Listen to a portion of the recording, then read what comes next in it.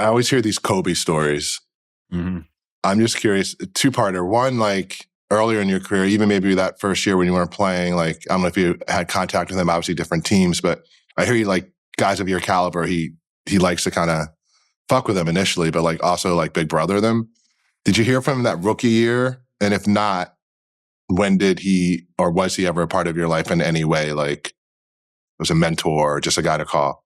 Yeah, so sort of twofold in that when I got hurt, I had surgery by a guy named Neil Elatrosh, who did a decent amount of Kobe surgeries. I think most of them. And then the physical therapist who he uses was also the guy that Kobe used. So I remember being in the PT clinic.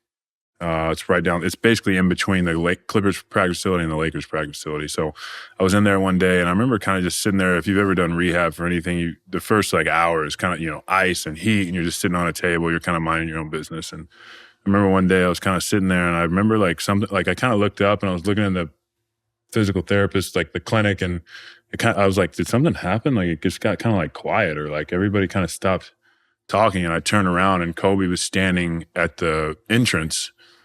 And he was talking to somebody, and I was like, oh, that's why. Like everybody, it felt like, like the president walked into the room, and everybody's like, oh, okay, yeah. And he comes and sits down on the table, and we start talking. And then, for the next, I was in there for, unfortunately, like the next 5 months or so. And he wasn't in there as much as I was because he was playing, but he would come in there before practice to do whatever work with his physical therapist. She was great. And we'd sit there and we'd talk about anything and everything. And it was just like a time where he wasn't really like, it was a mentor session, but it was more just like us hanging out, talking basketball. I would ask him questions about everything, and he was great, man. He would sit there and just download all types of wisdom.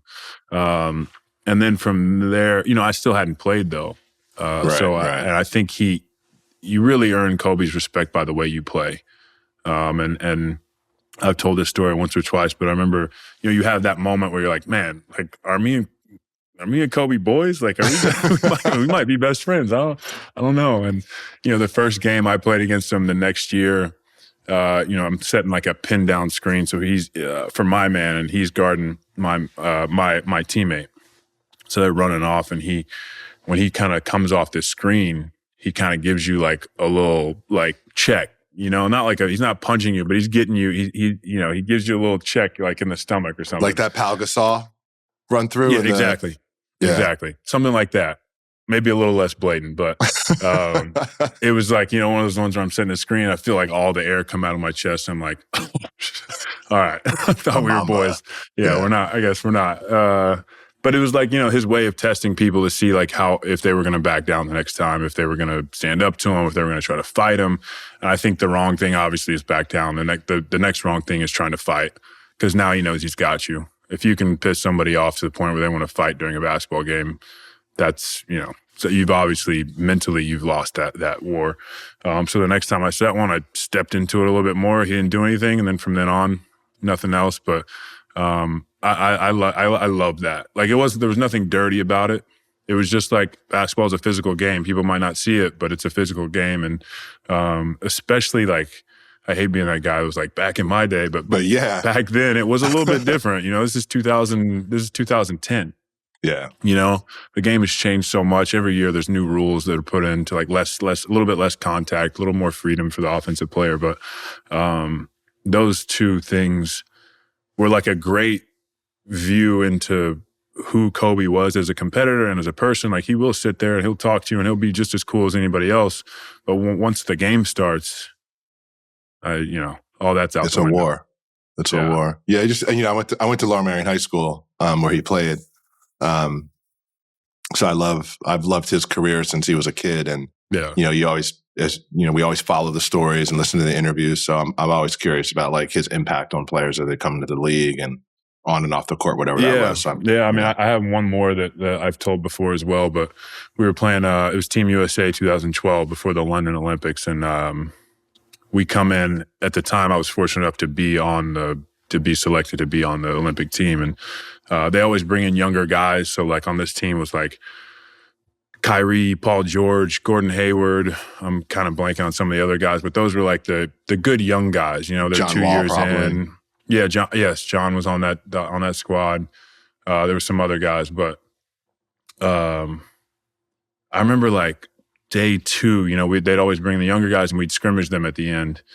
And I remember day 2 being like, man, like Gordon Hayward, who wasn't quite Gordon Hayward that Eddie was at his peak, and also Paul George, great players, obviously, but they're younger. They're not. They weren't ready for, Right.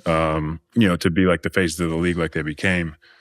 And neither was I. But I was fortunate enough to be on the other side. And I remember watching like Paul George and Gordon Hayward get bucket after bucket on Kobe, and I was like thinking to myself, like I wouldn't ever say this to anybody else, but I was thinking to myself, like, man, is he like, did he lose a step? Like, is this it?